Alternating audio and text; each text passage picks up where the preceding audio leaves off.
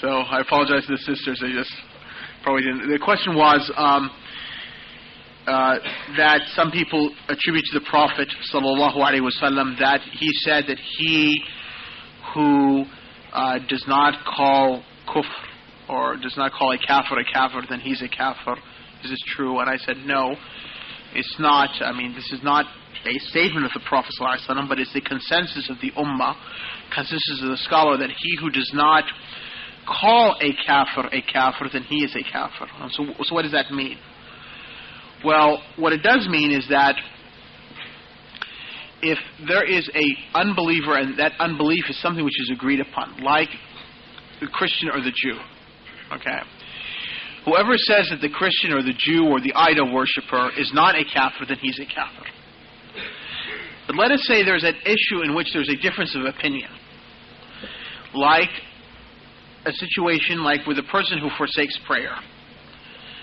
Even though the companions of the Prophet ﷺ are in agreement that the person who forsakes prayer is a kafir, and this is the opinion of, for instance, Ahmad ibn Hanbal, there are other scholars of the Ummah who saw that the person who forsaked the prayer is not a kafir, like Imam al-Shafi'i.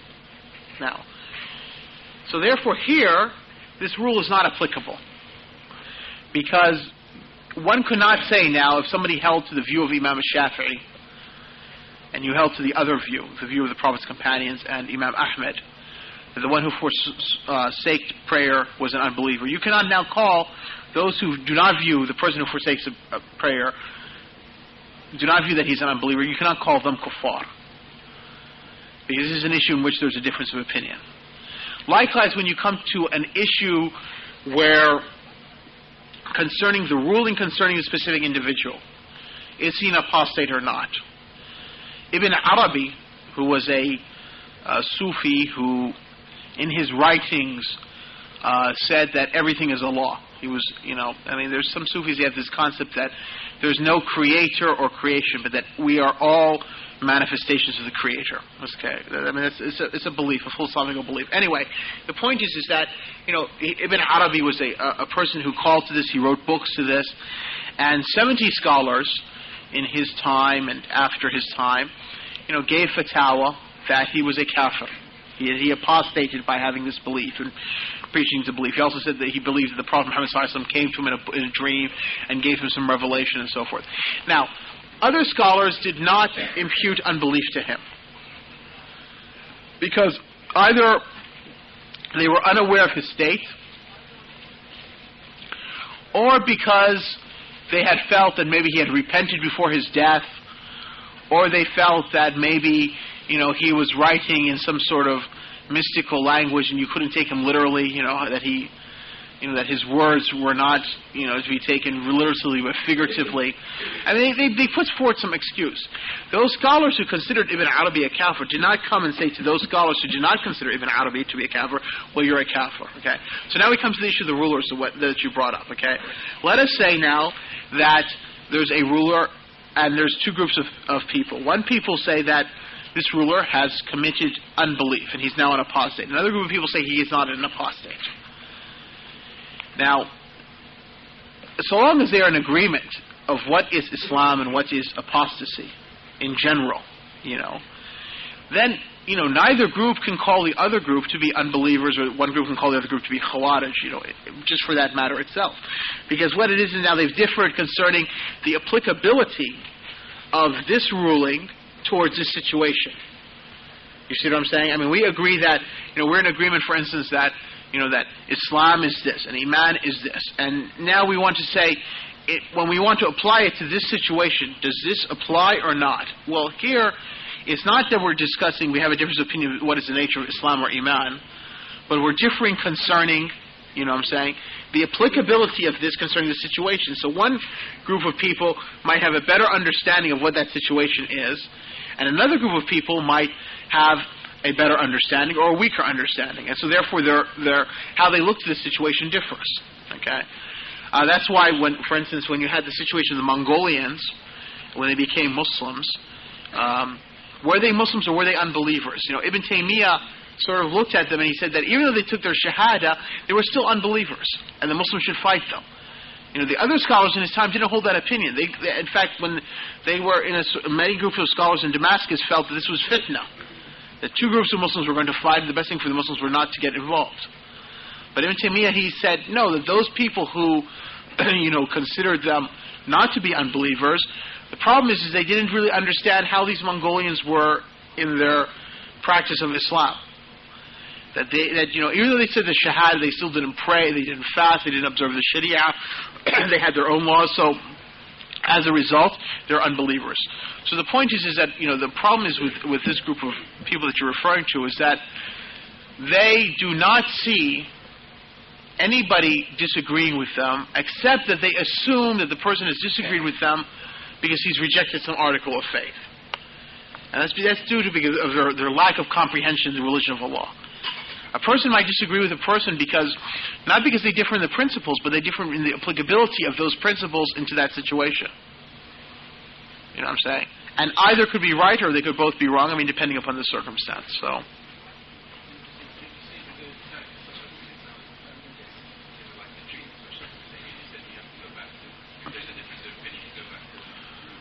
Right.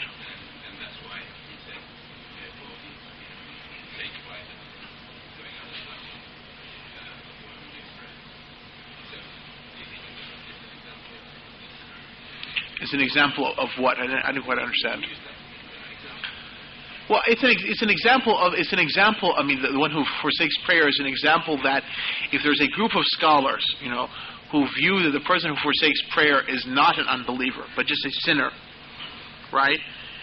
And there's another group of scholars who view the person who forsakes prayer to be an unbeliever.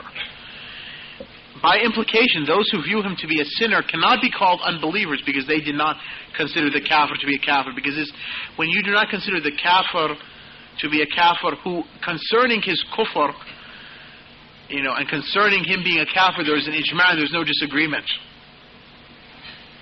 Then that rule is applicable. Like those who Allah has. If somebody came to you and said that Fir'aun was not a kafir, then we say that he's a kafir. Somebody said to you that Iblis was not a kafir, we say yes, this person is a kafir. Somebody said that Abu Lahab was not a kafir, we say yes, this person is a kafir. Somebody said that Jews and Christians were not kuffar, we say yes, this person is a kafir.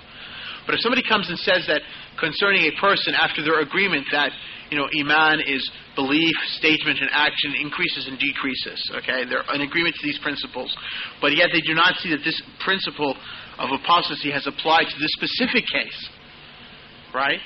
They could be mistaken or they could be correct, so you couldn't call them in that situation to be kuffar. Yes. What about the situation in Syria we're in today, where we see countries wanting to be Muslim, countries ruled by various rulers, but they don't apply the Sharia. Right. How are we supposed to view them? And especially when, often we take a lot of what's said from the various take some of their rulings, some of their fatwas, but we see them fooling around the Sharia and using it for their own ends. And at the same time, we see riba and other things which is against the Sharia, and we're turning a blind eye to it. Surely we should be standing up and saying, the munkar.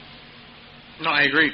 The brother's saying that, why do we turn a blind eye to certain countries and they, go against the Sharia? I agree. We should say a munkar is a munkar. One of the qualities of the Muslim is that he speaks the truth.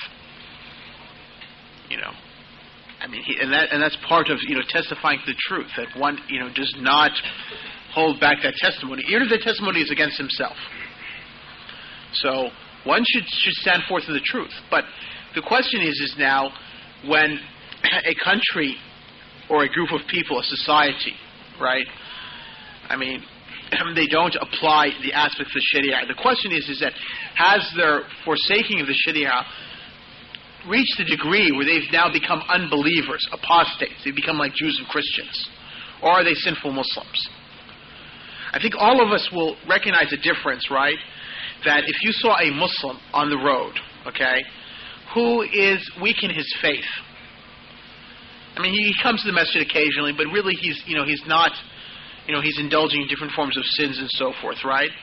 We all recognize that he's still a Muslim as opposed to maybe the person standing next to him at the bus stop or the train stop, right, who's a Jew or a Christian. We recognize the difference between the two. We say, this person is a Muslim, but his faith is weak. This person is an unbeliever. He doesn't accept Iman at all. So now when we come to society, the question is the same thing with that society, these Muslim societies. Have they reached the degree where they are equivalent to, British society, American society, people who are non-Muslims, by nature?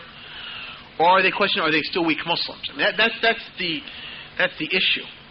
And what I'm trying to say is that, for the most part, that, the importance of calling something or somebody an apostate, right, is only if you can enforce the law of apostasy. Otherwise, it just becomes an academic discussion, to which no action, results, and at the same time, it probably leads to dissension, because people will differ concerning the ruling. You know what I'm saying? I mean, now, if you're to say that, for instance, a certain ruler is a kafir, he's apostated, okay? And, the Islamic ruling is that the Muslims cannot be ruled by an apostate ruler, a non-Muslim ruler, so he has to be removed by force. So if you as a Muslim, or a group of Muslims, cannot remove him by force, the delving into this issue in itself is not, of much benefit. I'm not saying it has no benefit. I'm just saying it's not of much benefit. And that there is probably, to put your energies and focus your energies in other issues is probably more beneficial than to raise this issue. Because if you cannot act upon it. Now, yes.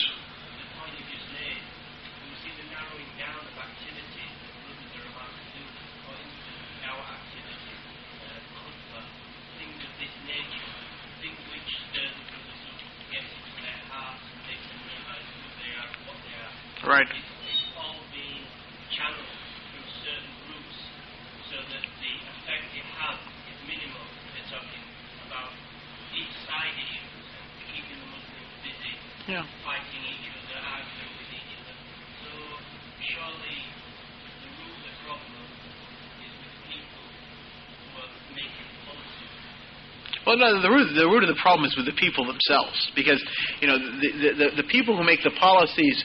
It's one thing when there's a ruler who. I'll give you an example. For example, from history, so that way we won't have much. There wouldn't be any dissension upon it. At one time, in Egypt, there was a ruler called al-Hakim bi Amrillah, and this person was a Shi'i, but that's not the point. The point is that he eventually called to his self-worship. Okay, and if you read his history when he was ruling Egypt, he used to do stuff like he would make a law during the day saying that whoever works at day will be executed, that everybody has to work at night. So people, they wouldn't want to get killed, so they would all start working at the nighttime. And then all of a sudden he would switch the law without telling anybody, and he says, "No, I made a new law that whoever works at night is going to be executed." So he just go out into town with into Cairo with his band of his militia, and they would just start executing people for working at night. And he used to he used to switch like this. He built a big college and called all the scholars to come and teach there, and he did that for 2-3 years. And then one day he just decided to collapse the walls of that institution upon them and kill them. He used to make it that when people would hear his name, they would have to fall down in sajda, okay, under penalty of death. And that even he was at that time, he had ruled Mecca and Medina, also besides Egypt. So people in Mecca and Medina, the Prophet's mosque and the Masjid al-Haram, whenever they used to hear his name during the khutbah, they would have to stand up, okay. So this was how he was. Now, and he was like the Egyptians. They have a food which is a popular food they eat called meluchia. It's a type of it's almost like a type of spinach or something like that, right? And so it's a popular food which is eaten there. So because he was Shi'i, they had the notion that Aisha used to like to eat that food. So it was forbidden under penalty of death to eat this type of spinach or something like that. Okay. So now, but that's not the point. I mean, the point is not his history. The point is that when Salah ad-Din al-Ayyubi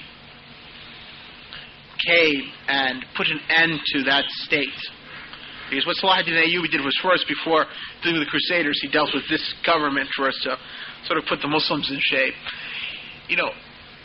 Muslims in Egypt fought Salah ad-Din al-Ayyubi.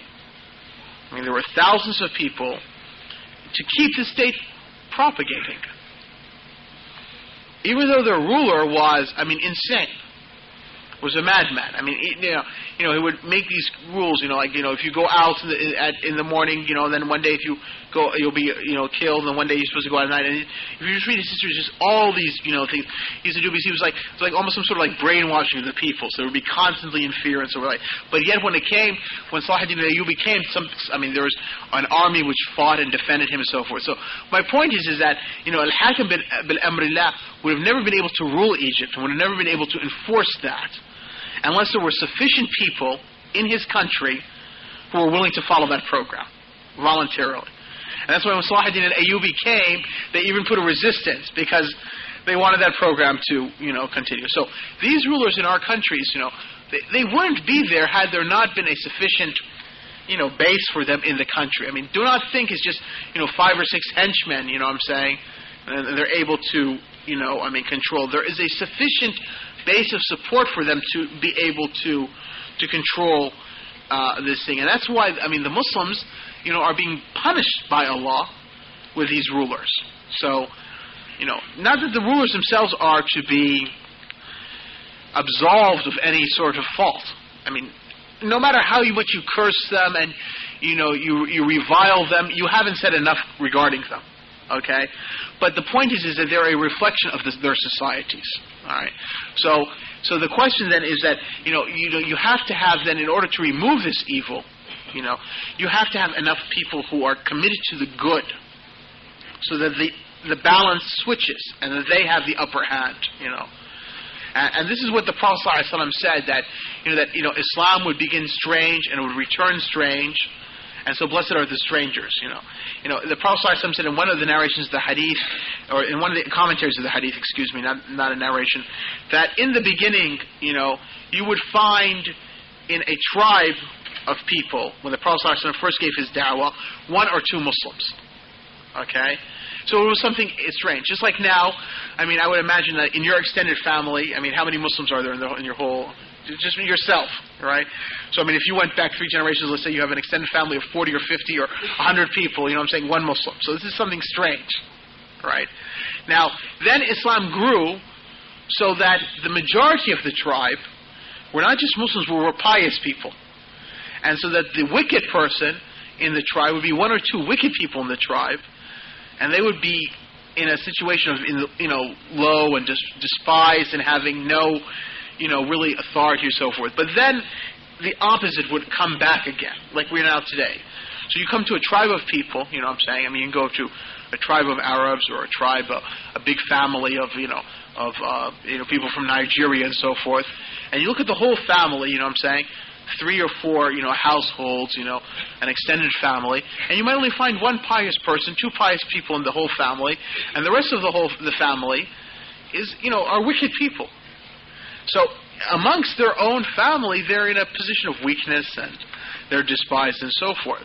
So until the people of good, band together and strive for this religion and become serious about it, this situation, abnormal situation, will continue.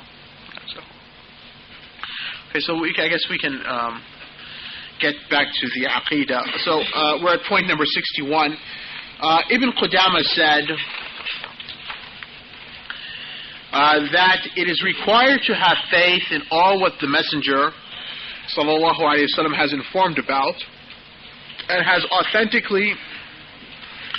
been authentically transmitted upon him concerning that which we have witnessed or is hidden from us, We know that all what he has informed us of is real and true, whether we comprehend or are ignorant of it, and we have not been exposed to its real meaning.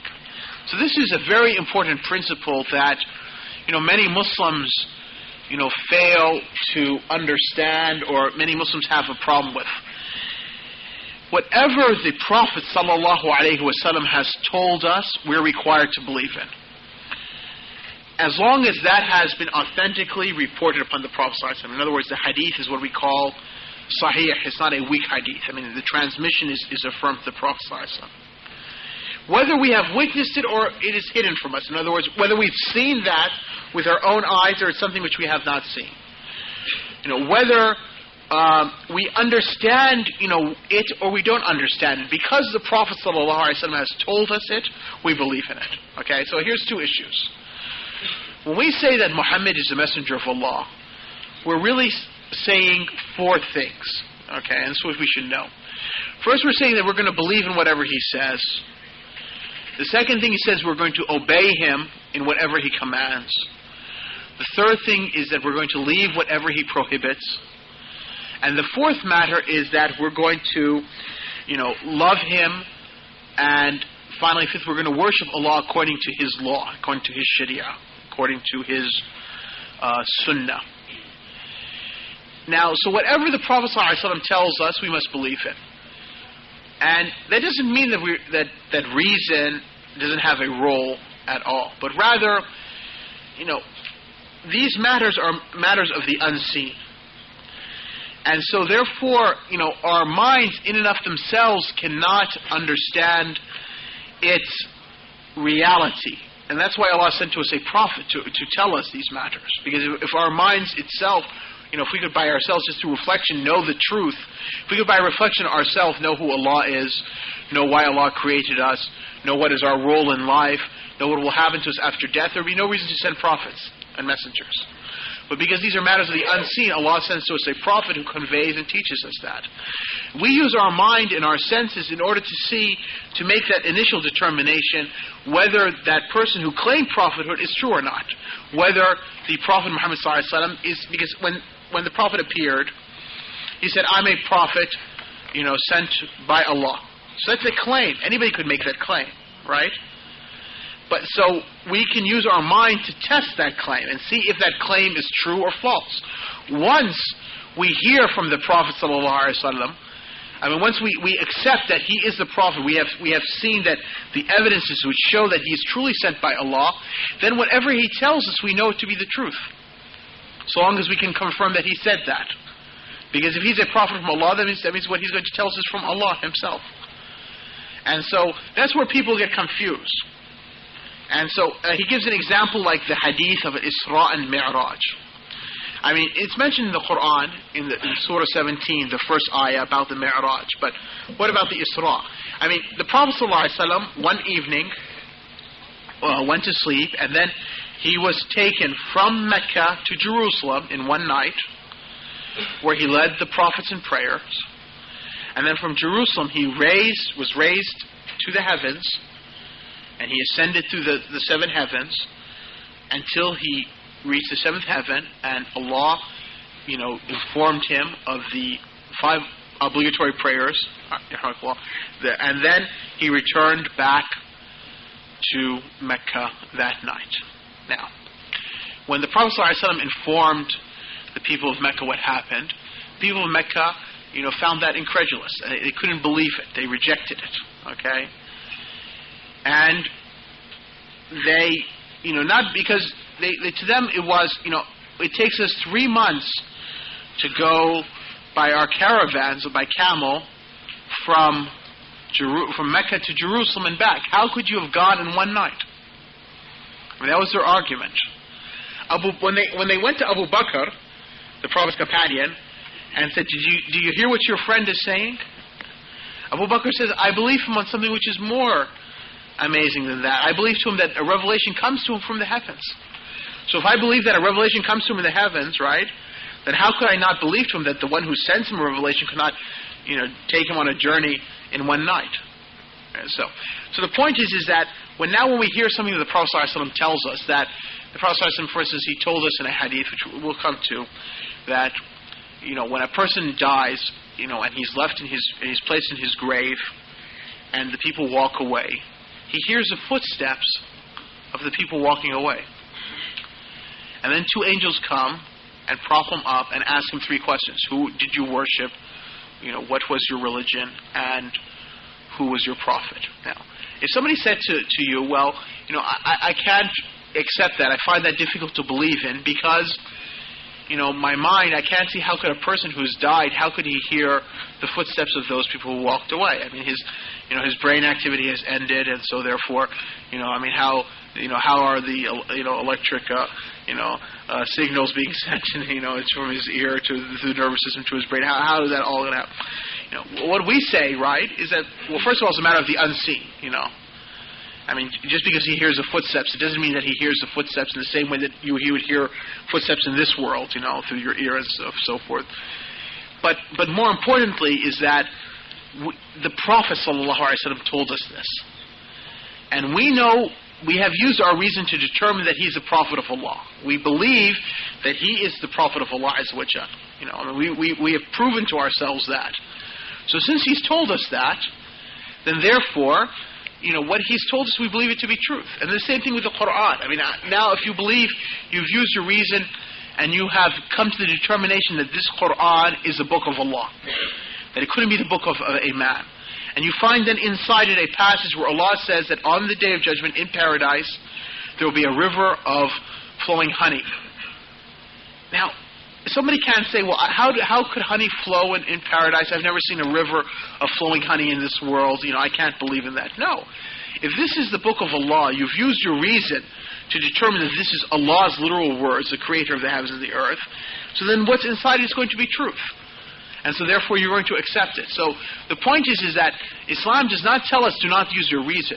No, use your reason. But you use your reason to judge the message initially, whether it's true or not. Once you've made the determination that the message is truly from God, and that the creator of the heavens and the earth, and that Muhammad ﷺ is truly the Prophet of Allah, and the Qur'an is truly the book of Allah, then whatever comes to you from that, these are from the matters which are from the unseen, is beyond human comprehension. So you just submit and you accept it.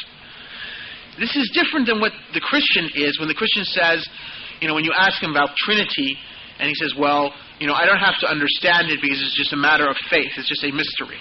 You see, this is different. Because what Islam teaches us, Islam will not teach us something which goes against reason. It will teach us something which reason cannot verify because it's beyond reason, but that it doesn't contradict reason. For instance, that you say that three gods are one and one are three, it goes against a reason. Because the mind cannot accept how three could be one and one could be three. So this is something which contradicts reason. Likewise, that how could he be the creator of the heavens and the earth and at the same time be crucified? This is something which reason cannot accept, So, but at the same time, when you come to a matter of the unseen in Islam, like a river of honey, this is not something which reason finds to be something which is not possible. What reason finds is something which reason cannot prove. In other words, if you were to think about, well, in the hereafter, reason itself cannot lead you to the knowledge that there is a river of honey. But, is it possible that there's a river of honey? Yes, because, why not? If there's a river of water, why could there not be a river of honey? It's not something which, which reason finds to be, incomprehensible, not which reason finds to be contradictory, as opposed to the beliefs of, the Christians. So that's the difference. So what Ibn Qudamah is trying to say here, he's trying to give us a very important principle which we as Muslims should learn and touch, study, and hold, is that whatever the Prophet ﷺ has told us about, as long as it's been authentically transmitted upon him, we should believe, whether we've witnessed it or not, whether we comprehend its meaning or not. For example, the Isra and the Mi'raj. And then he mentions that this incident occurred while the Prophet ﷺ was awake, and it was not a dream, for the pagans of Quraysh rejected its occurrence and found that to be far-fetched. However, they would not reject dreams. I mean, the pagans of Mecca, had the Prophet ﷺ said, I had a dream that I was in Jerusalem, I mean, they would have made a big issue about it. But the fact that the Prophet ﷺ said, I traveled during the night from Mecca to Jerusalem and back, that's what they found far-fetched. How could that be? I mean, now if you went to somebody and said, I had a dream that I was on the moon, nobody would... They'll say, well, that's just it. You had a dream that you were on the moon. I mean, nobody would say, would say, okay, that's fine, But if you said last night, while I was sleeping in Monteda, I went to the moon and I came back, people would say, well, hold it, that's a bit far-fetched, to believe that. So that's the matter. So, and then another example, Ibn Qudamah says, is the angel of death. I mean, the Prophet ﷺ tells us in a hadith that when the angel of death came to Moses to seize Musa's soul, Moses plucked out the eye of the angel of death. The angel of death returned back to Allah, who restored his eye. Now, the question is, this matter is something which is from the unseen. I mean, that the fact that Moses was able to pluck out the eye of the angel is something which we might not comprehend. How could that occur? But since the Prophet ﷺ told us that, and we know that the Prophet Muhammad ﷺ is truly a prophet from Allah, and he has told us that, so therefore we accept it, whether we comprehend it or not. Whether we've witnessed it or not. We haven't witnessed the event, right? Nor do we might not comprehend it, but we still accept it.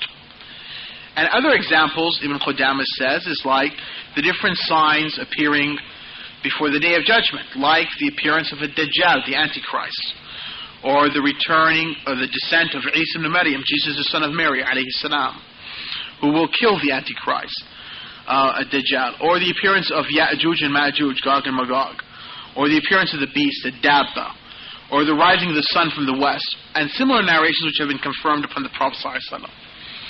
I mean, these matters are all matters from the unseen. I mean, the Prophet ﷺ said that when the Antichrist comes at Dajjal, one of his trials and his tribulations will be that, he'll do certain things that will lead people to believe that he is Allah, or will lead people to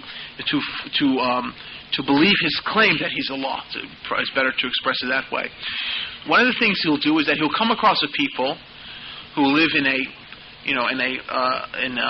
area which is a non-desert area. They have like trees and plants and so forth. And he will tell them, do you believe that I am Allah? And they'll say no. We do not believe that you're Allah. We believe that you're a Dajjal, the Antichrist, right? So he will then turn their area into a desert area, and then he'll go to a desert area and he'll go to those people and say, do you believe that I'm Allah? And they'll say yes, and he'll turn their area into vegetation and so forth, and trees and water and so forth. So, how will he be able to do this? Somebody cannot say, well, I can't accept that. How could a man do this? Well, the Prophet ﷺ informed us that he would be able to do this. That Allah will allow these things to pass upon this person's hands as a test to humanity, whether they believe that this person is Allah or they truly believe in Allah. So it's not a question that how, or I've never witnessed this is something in the future, but rather since the Prophet ﷺ said so, I believe in it. And this is what the principle is trying. And then these are just examples he's given. Okay, so are there any questions regarding that principle, or before we go on? Yes.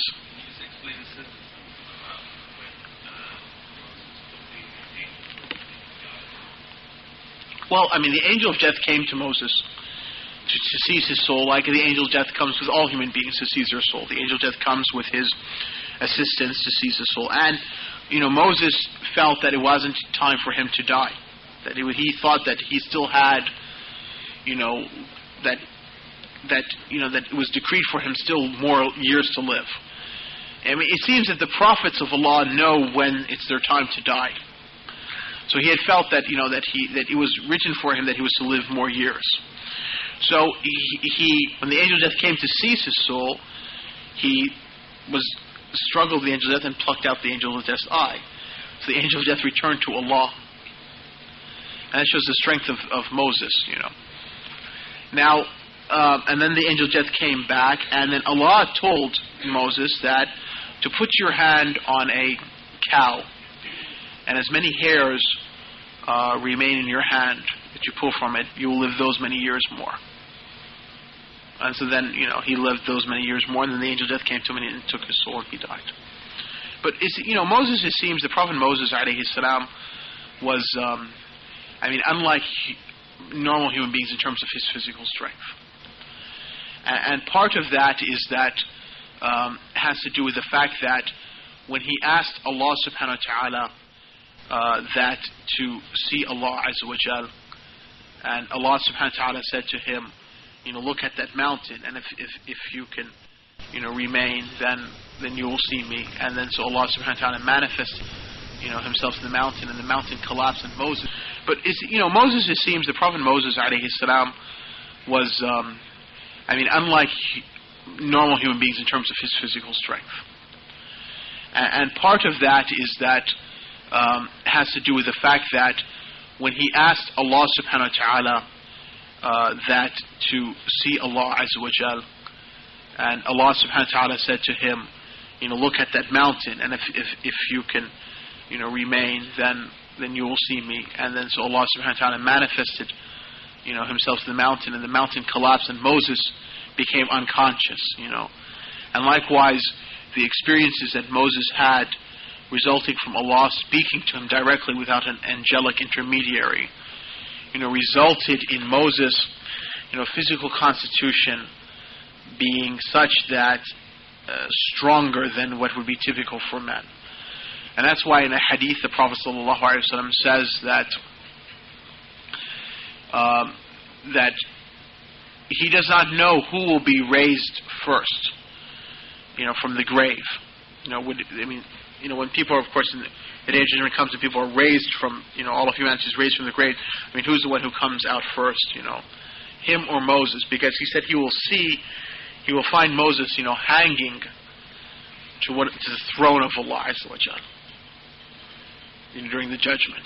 So, it seems that the Prophet Moses alayhi salam, his physical constitution was such that is unique for men, among human beings, and it was much stronger. In the same way, like the Prophet Joseph alayhi salam, it seems that his beauty, his physical beauty exceeded that which is known amongst men. And that's why when he came, he entered among the women, as Allah subhanahu wa ta'ala mentions in the Qur'an. The women, they were cutting their food, and they started to cut their hands, because they were, fixated by the beauty they saw in the Prophet Yusuf alayhi salam. And they said, this is an angel. You see, they thought that because of his beauty. And the Prophet ﷺ said in a hadith that, that the Prophet Yusuf was given half of beauty. So if you imagine beauty is, if you were to measure it, half of it was given to the Prophet Yusuf alayhi salam.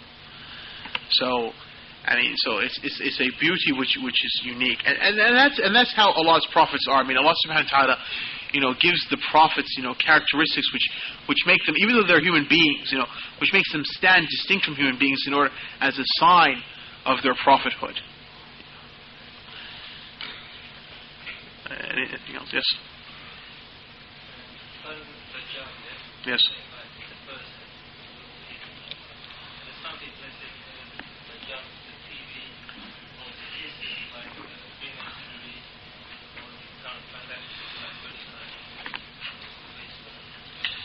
Well, they took those notions that Dajjal is a system. They took this notion from, Christians and from so forth, or from the Qadianis who, upon that. But the point is, if you look at the hadith of the Prophet ﷺ, the Dajjal is obviously a man who will call to his worship, his self-worship. The Prophet ﷺ made it very clear. First of all, the Prophet ﷺ taught us that in every prayer we should seek refuge from his trial, his tribulation. And the Prophet ﷺ said that, that all the prophets had warned regarding that, the Dajjal, but that he was going to tell this ummah something that no prophet told their ummahs, that he was blind in one eye, that he was, And likewise, he told us, in some hadith, the color of his eyes, and he told us his stature, and he told us how his hair was. And the Prophet ﷺ told us from where he will first appear, where his first call will be, and what was the first land among the lands of the Arabs he will appear in. And that he will head towards Medina. And that who would be his followers. And that from then he will return from Medina, he will end up in Jerusalem. And that Jesus would come down and kill him. And so there's these things which point to him being a man, So to argue that he's that he's not a man, and that he represents a system or credit cards or something like that. That's obviously just, there's no evidence to that whatsoever. That the system that control the world and so forth, is an evil system, that it's a manipulative system, that's a system which is oppressing. That's true. But to say then that what the Prophet ﷺ forewarned about this trial which will appear before the Day of Judgment of a person who will come with extraordinary acts that people will start worshiping him and thinking that this is Allah, then that's not, that's too far, going too far and twisting the words of the Prophet ﷺ. Okay, I think we can continue on to the next paragraph. You mentioned the point concerning obedience to the Prophet ﷺ. Could you explain, by obeying the Prophet ﷺ, it is Allah's pleasure that we gain, or the Prophet ﷺ's pleasure? No, we don't. When we obey the Prophet, we don't obey the Prophet because of the Prophet himself, but we obey the Prophet because in obeying him we obey Allah Azza wa Jalla. The Prophet ﷺ, the reason why the Prophet is to be obeyed and to be followed and to be loved, because that entails what Allah loves, and that entails obedience to Allah. Had it not been so, then we would have not shown that to the Prophet ﷺ, because the Prophet ﷺ is just a man.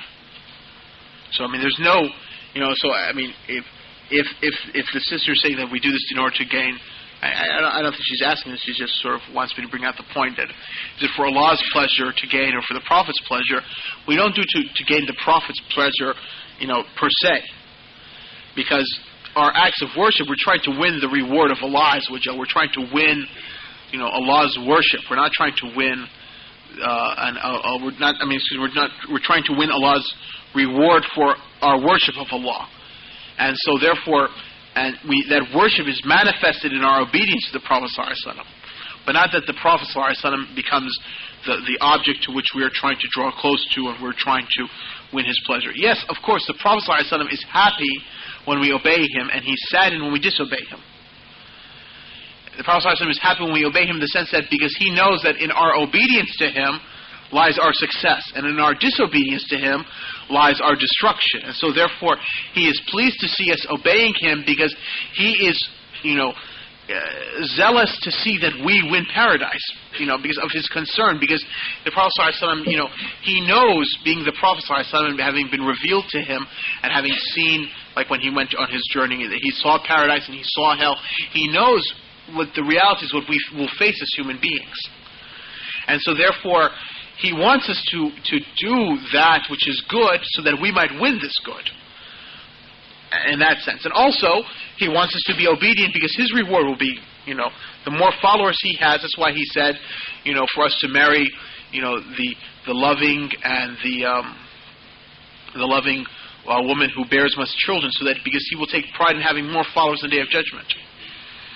So in that sense, yes, the Prophet ﷺ is pleased. But the point is that our objective is not we're seeking the Prophet's pleasure in the sense of as an act of worship. We're seeking only Allah's pleasure. That's our aim, and that's who we seek to worship alone. So let's come to the next section now. How much time do we have?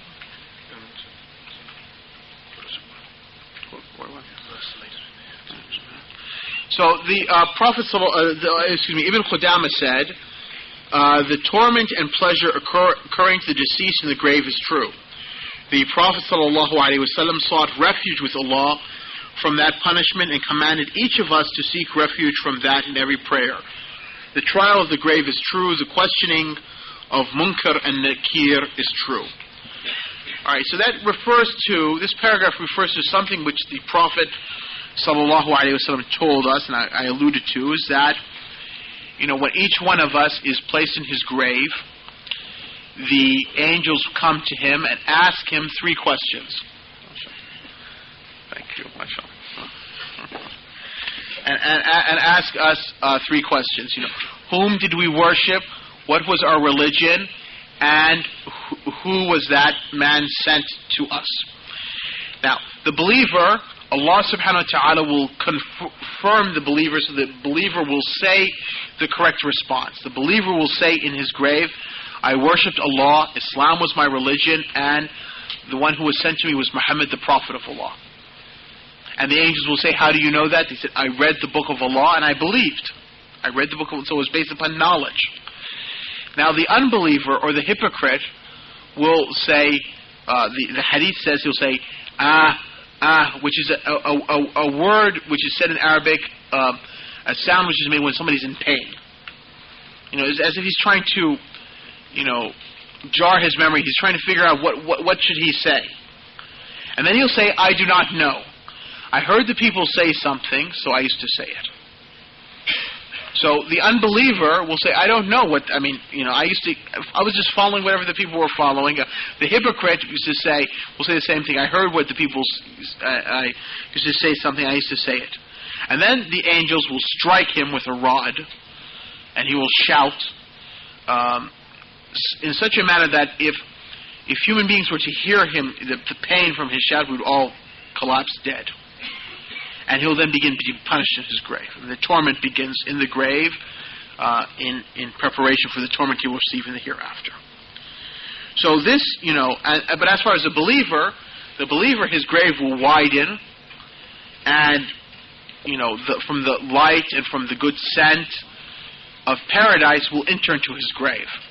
And likewise, his good deeds will come in the form of a young youth, which will keep him company while he's in his grave and so forth. So there's a pleasure that will occur to him in the grave. And so he'll be wanting for the day of judgment to come, because he will see what he's heading towards. As far as the unbeliever who will hear the hypocrite will have the opposite. So the Prophet ﷺ taught us to seek refuge from the punishment of the grave in each prayer. So this is something which is true. The pleasure that one receives in the grave is true. The trial is true. The questioning of Munkar and Nakir is true. But these are all matters of the unseen. They're not matters which, for instance, if you were to bury somebody and then you were to, exhume that body, you're not going to find any difference in the ground. So it's something which occurs in another plane, in another reality, is from the unseen. But because the Prophet ﷺ told us it's true, it's true. Even though we might not physically see in fact, the Prophet ﷺ said that if the people were to hear the torment which is occurring to the people in their graves, they wouldn't bury their dead. Because, it would be, people would not want to put their deceased in the graves, thinking that by not burying them, then the torment would not come to them. Then Ibn Qudamah says the resurrection after death is true. The fact that Allah subhanahu wa ta'ala will raise the people from their graves is true.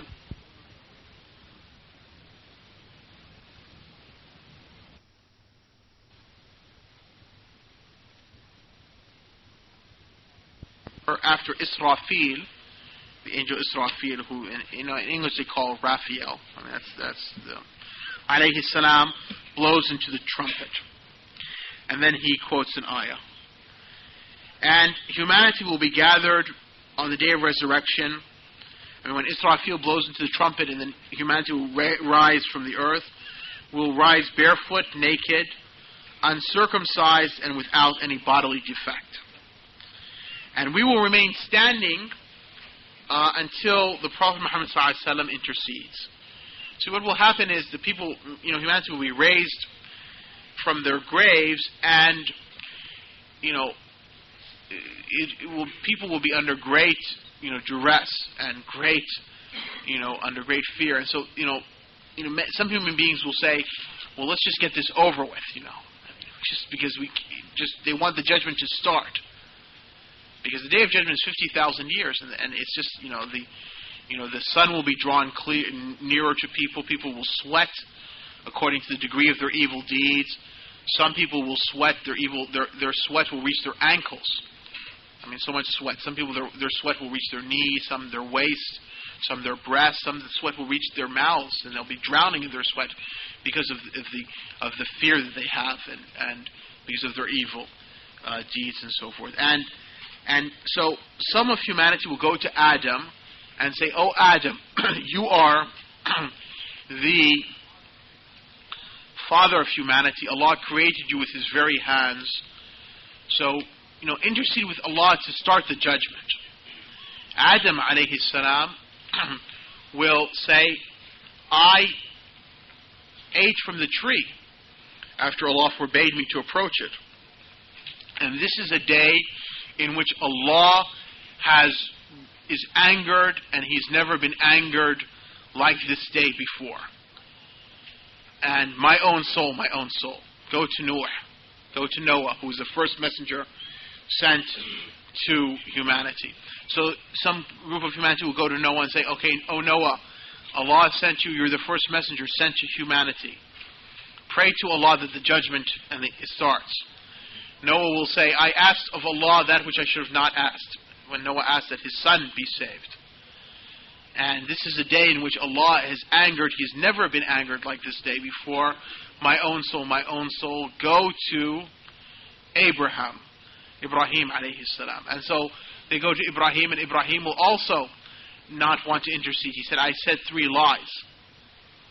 And so go to Moses, and Moses will say, "I killed a soul without right." And this is a day in which Allah has been angered. He's never been angered like this day before. Go to Jesus alayhi salam. So they go to Jesus, and Jesus alayhi salam, he will not mention a sin. But Isa alayhi salam will say that go to Muhammad sallallahu alayhi wasallam, for he is a servant of Allah who his previous and past sins have been forgiven.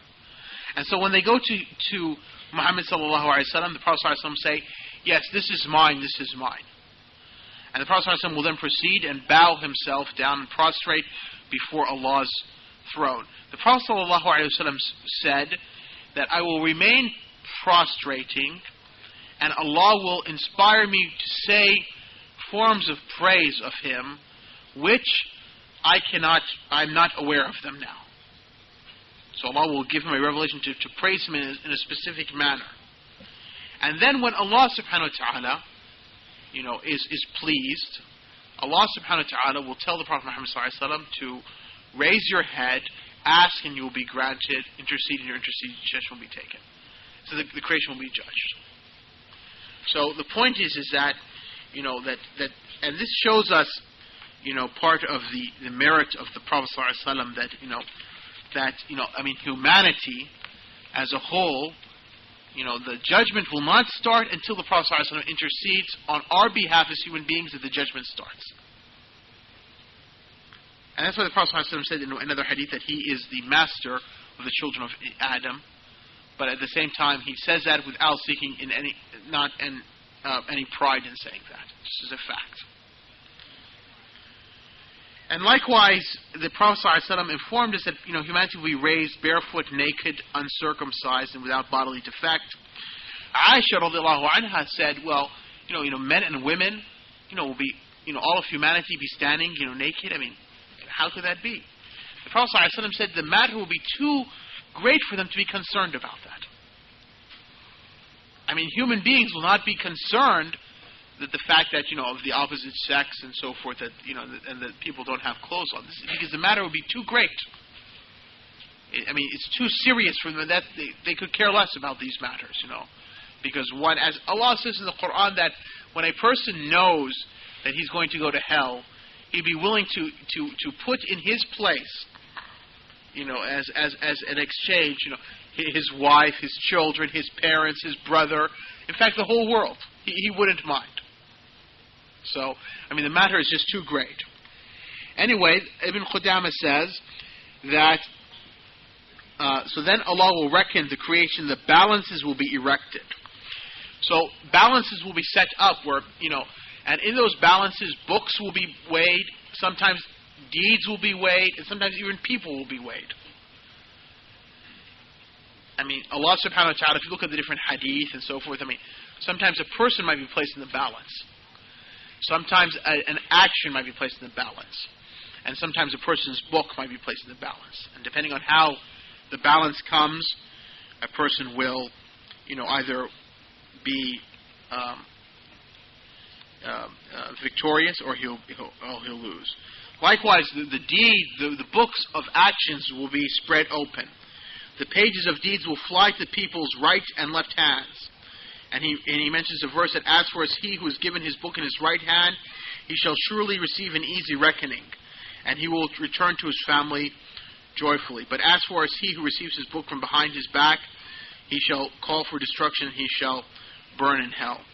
So the point is that everybody's book of action will fly to him, and people will grab their books. If you grab your book by the right hand, then you'll be reckoned easily. If you grab your book by your left hand or behind the back, then the book, that's an indication she'll be reckoned severely. And what is the easy reckoning? The easy reckoning is that the Prophet ﷺ told us that when a believer is reckoned by Allah, Allah subhanahu wa ta'ala will speak to the believer privately. Allah will envelop the believer and speak to him privately, and not expose him publicly. And Allah subhanahu wa ta'ala will say to his servant, his believing servant, did you not commit this sin during this day? Did you not commit this sin during this time? Did you not commit... And the believer will confess to all these sins. The believer will see before him, he'll see the hellfire, will see to his right the hellfire, will see to his left the hellfire, and he will think that he's going to go to hell. But then Allah subhanahu wa ta'ala will say to the believing servant, just like I covered your sin in this world, in other words, your sin wasn't public, and so people didn't notice it, right? Such that I have covered your sin in the hereafter. But as far as the unbeliever, they will be reckoned publicly. And that's why the Prophet ﷺ said, he who is, men nuqisha, he who is publicly reckoned in front of the angels and all of mankind and so forth, then he will be punished in the hellfire.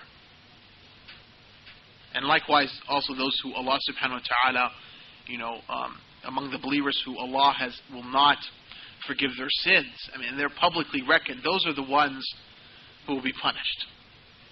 So those who Allah subhanahu wa ta'ala deals with. That's why the Prophet ﷺ used to pray to Allah, oh Allah, judge me the easy reckoning, which is a private reckoning. Because that's between you and Allah Azza wa Jal, and you're not. But those who are reckoned publicly, I mean, they're the ones who will be, punished. May Allah preserve us from that. Likewise, the Prophet, likewise Ibn Qudamah says that the balance has two pans and a tongue, in which deeds will be weighed. As for as he whose scales are heavy, they're the ones who are prosperous. But as for he who the balance is light, they have lost their souls in hell forever. Likewise, one of the matters of the hereafter is that the Prophet ﷺ will have a big pond, a basin, which the waters are whiter than milk and sweeter than honey, and the cups around it are equal to the number of the stars in heaven. Whoever drinks from it once will never thirst after that forever. And when the people are raised from their graves, and the judgment is for 50,000 years, the people will thirst, because especially the sun will be drawn near to humanity. So the Prophet ﷺ, has a river in paradise called the Kawthar.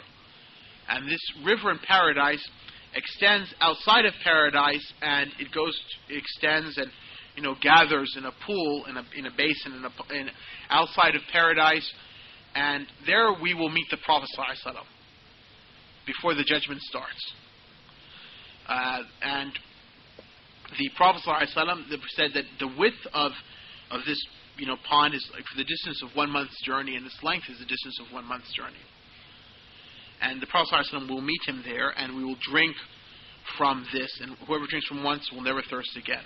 Some people will be prevented from reaching the Prophet ﷺ there. And so when the Prophet ﷺ, when the angels will take away these people, not allow them to reach to the Prophet ﷺ, the Prophet ﷺ will say, he's from my ummah, he's from my ummah. Then it will be said to the Prophet ﷺ, you do not know what they innovated after you. So the Prophet ﷺ will say, keep them far away, keep them far away. So imagine the sadness that will fall in the heart of a person. that the Prophet ﷺ will say to you, stay away, stay away. I mean, now if your brother, right, if a fellow Muslim, said to you, get out of my face, I mean, you feel in your heart, a great sadness. How much more so that the Messenger of Allah, sallallahu alaihi wasallam, says to you, keep him far away. Let the angels take him away and take him to the punishment. And this is the danger of innovating. I mean, this is the punishment that occurs from innovation and from entering into Allah's religion, that which is not from it. And then Ibn Qudama mentions that the bridge lying over the hell fire is true. There are hadith which point to this. The righteous will cross over it while the immoral will slip and fall off into hell. You see, even after the believer has been judged and reckoned, he still has one more stage to go through before he enters into paradise. And that is going across a bridge which, this is another final test that one has to go. And the Prophet ﷺ described this bridge as thinner than a strand of hair, but yet sharper than the edge of a sword. And that it is over the hellfire. And around the bridge are, trees with thorns on it. Like, claws or, not claws, like hooks. And so people will go across it according to the measure of their good deeds. Some people, because they have many good deeds, they will pass on that bridge like the blinking of an eye, just in an instant. And the bridge goes over the hellfire, so how long is it? And some will pass over it like a strong wind, and some will pass over it like a racehorse, and some will pass over it like a camel, and some will run, and some will walk, and some people will crawl, and others will fall off.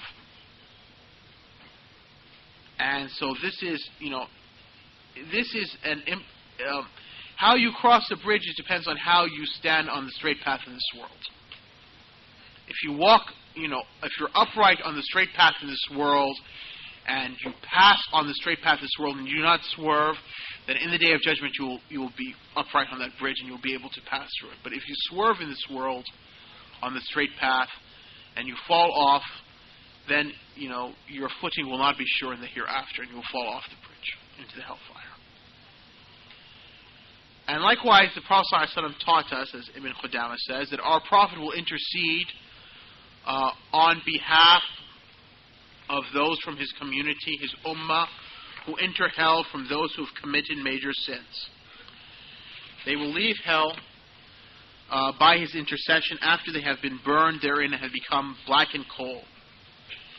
They will enter paradise by his intercession. Belonging to the other prophets as well, the believers and the angels are intercessions. However, Allah Ta'ala has said, and they intercede not save for him who he is well pleased, and they tremble in awe of him. So the unbeliever, the kafir, will not be assailed by the intercession of anyone who intercedes.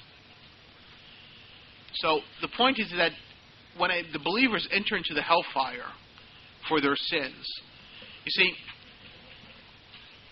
people who enter the hellfire are two groups. There are those who enter into the hellfire because they haven't been purified to go to paradise yet, but they still have faith.